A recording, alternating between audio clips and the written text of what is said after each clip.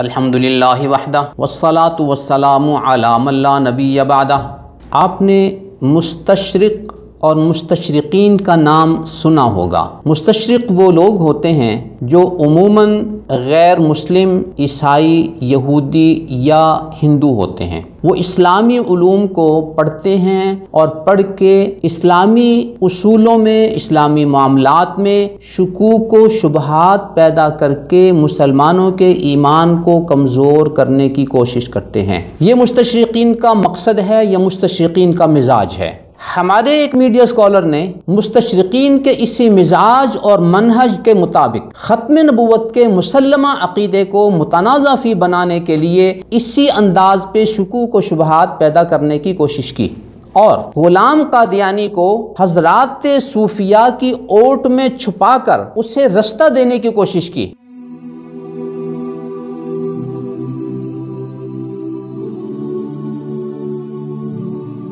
اس media scholar نے بعض صوفیاء کی عبارتیں پیش کر کے اور ان کا خود ساختہ مفہوم بیان کر کے ان کو غلام قادیانی کے ساتھ ملانے کی کوشش کی ہے۔ بڑی افسوس کی بات ہے، اس سلسلے میں موصوف میڈیا اسکالر نے اکابرین امت کو اس کٹہرے میں لا کر کھڑا کرنے کی کوشش کی اور حضرت بایزید بسطامی، ابن عربی، شبلی بغدادی، شہاب الدین سہروردی، حضرت امام غزالی، مجدد الفسانی، شاہ ولی اللہ دہلوی اور شاہ اسماعیل شہید کی عبارتیں پیش کر کے ان کے خود ساختہ مفاہیم پیش کیے ہیں۔ ان بزرگوں کی عبارات کے حوالے سے گزشتہ نشستوں میں ان بزرگوں کی کچھ عبارات ہم نے پیش کر دی، ان کی وضاحت کر دی اور ان کے عقائد بیان کر کے واضح کر دیا کہ ان کا ختم نبوت کے حوالے سے موقف بالکل واضح ہے اور ان میں کسی قسم کی کوئی لچک نہیں ہے۔ موصوف میڈیا اسکالر نے ان صوفیاء کی عبارات کو پیش کر کے خود ساختہ مفہوم بیان کر کے غلام قادیانی کے حوالے سے انہوں نے یہ الفاظ کہے: تنہا انہیں مجرم قرار دینا ہے تو میں اس سے برات ظاہر کرتا ہوں، اور اگر سب کو قرار دینا ہے تو پھر ان سب کو قرار دیں، ان کے بارے میں تو آپ کچھ فرمانے کے لیے تیار نہیں۔ احمد جاوید صاحب نے وہ میرے پاس تشریف لائے یہ مقدمہ لے کے، اپنے ہی ایک، کیونکہ ان سے میری بھی بہت دوستی تھی دونوں بزرگوں سے، تو انہوں نے یہ بیان کیا تو میں نے کہا کہ یہ ٹھیک ہے، لیکن یہ کہ آپ تو صوفی آدمی ہیں، تو یہ بیچارے جن کا یہ آپ مقدمہ بیان کر رہے ہیں، یہ تنہا اگر تو مجرم قرار دینا ہے تو میں اس سے برات ظاہر کرتا ہوں، اور اگر سب کو قرار دینا ہے تو پھر یہ سب کو قرار دے دیں، یعنی ایک ہی وقت میں فیصلہ کیا جائے نا۔ ان کے بارے میں تو آپ کچھ فرمانے کے لیے تیار نہیں ہے، لیکن یہ کہ وہ موجودہ زمانے کا بیچارہ ایک آدمی کچھ کہہ بیٹھا ہے،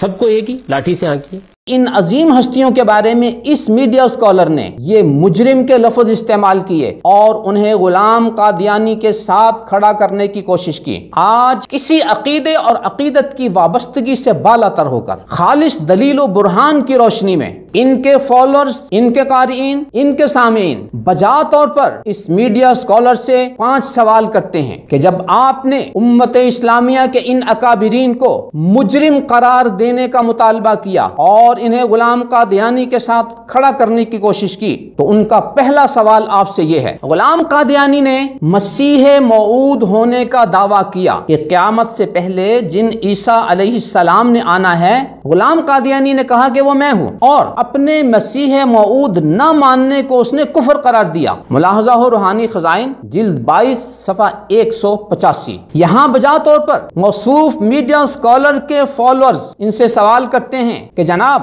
کیا حضرت بایزید بسطامی، ابن عربی، شہاب الدین سہروردی، امام غزالی، مجدد الفسانی، شاہ ولی اللہ دہلوی اور شاہ اسماعیل شہید رحمۃ اللہ علیہ نے مسیح موعود ہونے کا دعویٰ کیا تھا؟ کیا انہوں نے کہا تھا کہ قیامت سے پہلے جس عیسیٰ نے آنا ہے وہ عیسیٰ میں ہوں اور وہ عیسیٰ ہم ہیں؟ اگر نہیں اور ہرگز نہیں تو اس کا واضح مطلب یہ ہے کہ یہ تمام کے تمام اکابرین امت، ان کا عقیدہ اور موقف اور ہے، غلام قادیانی کا عقیدہ اور موقف اور ہے۔ آپ نے ان اکابرین امت کو غلام قادیانی کے ساتھ کھڑا کرنے کی جو کوشش کی ہے، اس کے لیے آپ کو اس سوال کا جواب دینا ہوگا۔ جب آپ نے ان اکابرین امت کے لیے مجرم کا لفظ استعمال کر ہی لیا اور انہیں غلام قادیانی جیسے کذاب و دجال کے ساتھ کھڑا کرنے کا مطالبہ کیا اور یہ کہا کہ ان سب کے بارے میں ایک ہی وقت میں فیصلہ ہو جائے، تو یہاں وجہ طور پر آپ کے فالوورز آپ سے یہ سوال کرتے ہیں کہ جناب میڈیا اسکالر، آپ ہمیں یہ بتائیں کہ کیا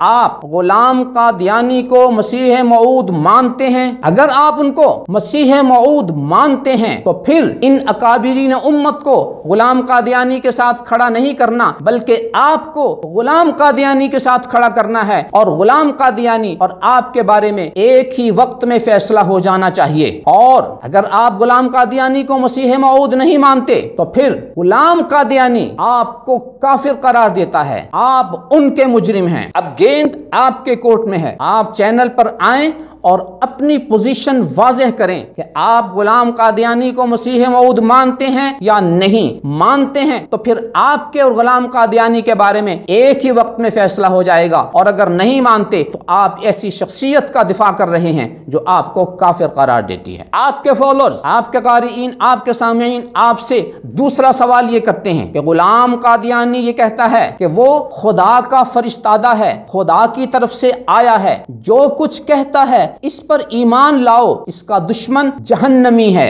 ملاحظہ ہو روحانی خزائن جلد 11 صفحہ 62۔ یہاں ان کے فالوورز ان سے بجا طور پر یہ سوال کرتے ہیں کہ کیا حضرت بایزید بستامی، حضرت شبلی بغدادی، جناب ابن عربی، جناب شہاب الدین سہروردی، امام غزالی، مجدد الفسانی، حضرت شاہ ولی اللہ دہلوی اور حضرت شاہ اسماعیل شہید دہلوی رحمۃ اللہ علیہ، جن کے آپ نے نام لیے اور ان کی عبارتیں پیش کر کے ان کے خود ساختہ مفہوم پیش کیے، کیا انہوں نے اپنے آپ کو خدا کا فرشتادہ کہا؟ کیا انہوں نے یہ کہا کہ وہ خدا کی طرف سے آئے ہوئے ہیں اور ان پر ایمان لاؤ، جو ان پر ایمان نہیں لائے گا وہ جہنمی ہوگا؟ اگر انہوں نے یہ الفاظ نہیں کہے اور یقیناً نہیں کہے تو اس کا مطلب واضح ہو گیا کہ ان اکابر کا غلام قادیانی کے حوالے سے کوئی تعلق نہیں ہے۔ آپ نے جب ان اکابرین امت کے لیے یہ الفاظ استعمال کر لیے کہ انہیں مجرم قرار دیا جائے اور قادیانی کے ساتھ کھڑا کر کے ان سب کا ایک ہی وقت میں فیصلہ ہونا چاہیے، تو اب آپ بھی کوئی مقدس چڑیا نہیں ہیں۔ آپ کے بارے میں آپ کے فالوورز، آپ کے قارئین، آپ کے سامعین بجا طور پر یہ سوال کرتے ہیں کہ جناب آپ پہلے اپنی پوزیشن تو واضح کریں، اپنی شخصیت کے بارے میں بتائیے کہ کیا آپ غلام قادیانی کو خدا کا فرشتادہ مانتے ہیں؟ کیا آپ یہ مانتے ہیں کہ وہ خدا کی طرف سے آیا ہوا ہے؟ کیا وہ جو کچھ کہتا ہے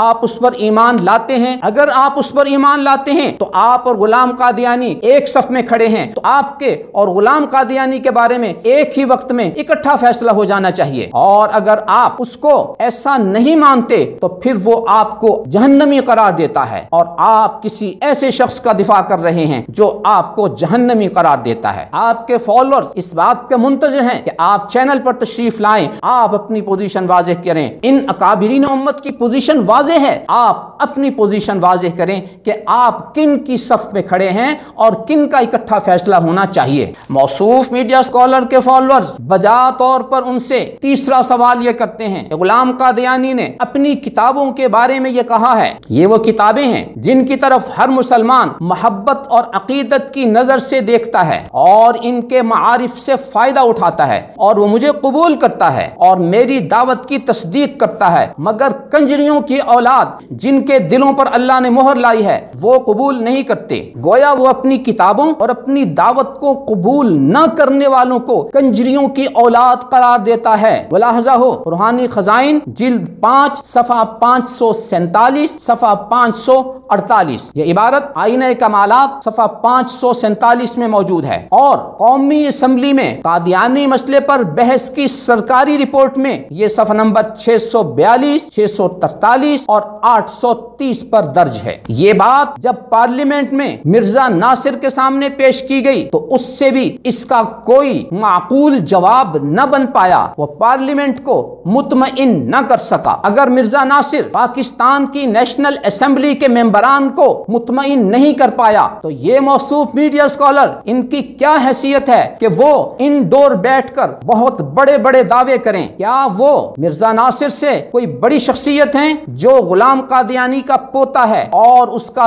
تیسرا مزعومہ خلیفہ ہے؟ اب یہاں پر ان کے فالوورز ان سے بجا طور پر یہ سوال کرتے ہیں، کیا حضرت بایزید بستامی، شبلی بغدادی، ابن عربی، شہاب الدین سہروردی، امام غزالی، مجدد الفسانی، حضرت شاہ ولی اللہ دہلوی، حضرت شاہ اسماعیل دہلوی رحمۃ اللہ علیہ نے اپنی کتابوں کے بارے میں یہ کہا تھا کہ جو ان کی تصدیق کرتا ہے، جو ہماری اس دعوت کو قبول کرتا ہے اور مانتا ہے وہ تو صحیح ہے، اور جو نہیں مانتا وہ کنجریوں کی اولاد ہے؟ اگر انہوں نے نہیں کہا اور ہرگز نہیں کہا تو اس کا واضح مطلب یہ ہے کہ غلام قادیانی کی دعوت اور ہے، ان حضرات کی دعوت اور ہے۔ آپ نے ان اکابرین امت کو غلام قادیانی کے ساتھ کٹہرے میں کھڑا کرنے کی جو ناکام کوشش کی ہے، علمی دنیا میں اس کی کوئی حیثیت نہیں ہے۔ یہاں اس میڈیا اسکالر کے فالوور ان سے بجا طور پر یہ گزارش کرتے ہیں کہ جناب جب آپ نے امت اسلامیہ کی ان جلیل القدر ہستیوں کے بارے میں اتنی بڑی جسارت کر لی اور انہیں غلام قادیانی کے ساتھ کافر ہونے کا مطالبہ کر دیا اور انہیں مجرم قرار دینے کا مطالبہ کر دیا اور یہ کہا کہ ان سب کے بارے میں ایک ہی وقت میں فیصلہ ہونا چاہیے، تو آپ بھی کوئی مقدس چڑیا نہیں ہیں کیا؟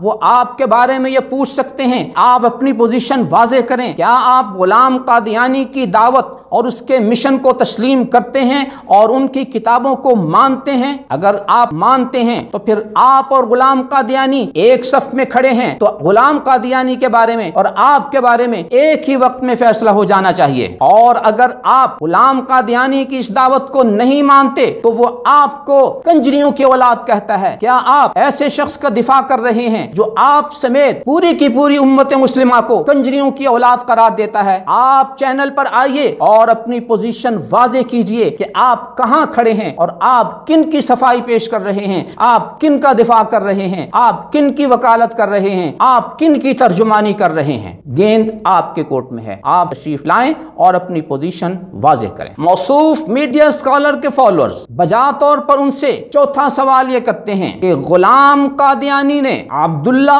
آتھم کے بارے میں یہ پیش گوئی کی تھی کہ وہ 5 ستمبر 1894 سے پہلے مر جائے گا۔ جب وہ نہیں مرا تو اس تاریخ کو غلام قادیانی نے اپنی فتح کا دن قرار دیا، حالانکہ وہ اس کی شکست کا دن تھا، اور اس نے یہ کہا کہ آج کی جو ہماری فتح کا قائل نہیں ہوگا تو صاف سمجھا جاوے گا کہ اس کو ولد الحرام بننے کا شوق ہے اور حلال زادہ نہیں ہے۔ ملاحظہ ہو روحانی خزائن جلد 9 صفحہ 31، نیز انوار الاسلام صفحہ 30۔ قومی اسمبلی میں قادیانی مسئلے پر بحث کی سرکاری رپورٹ صفحہ نمبر 646۔ غلام قادیانی کی یہ جھوٹی پیش گوئی جب پاکستان کی نیشنل اسمبلی میں پیش کی گئی تو مرزا ناصر جو غلام قادیانی کا پوتا ہے اور اس کا تیسرا مزعومہ خلیفہ ہے، وہ اس پارلیمان کو علمی طور پر مطمئن نہیں کر سکا۔ اب ہم بجا طور پر آپ سے یہ سوال کرتے ہیں، کیا